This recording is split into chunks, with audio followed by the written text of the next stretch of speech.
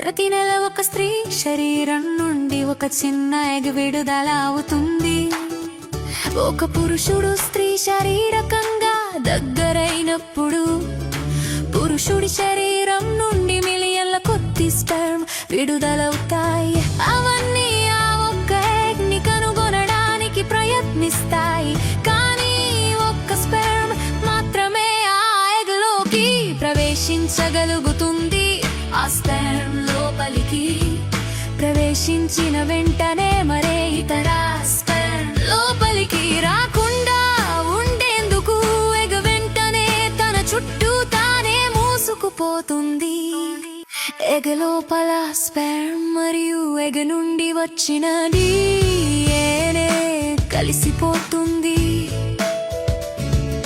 సరిగ్గా క్షణంలోనే ఫెర్టిలైజేషన్ జరుగుతుంది.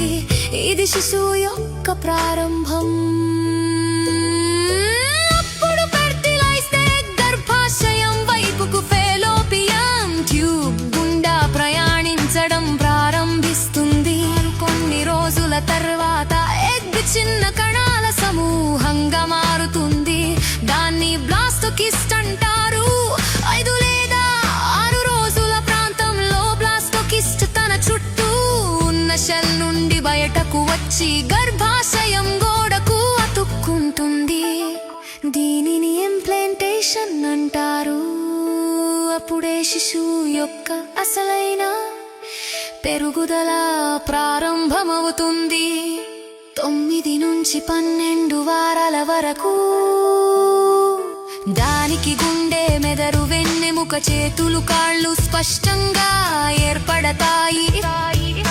లోపలి అవయవాలు పనిచేయడం మొదలు పెడతాయి.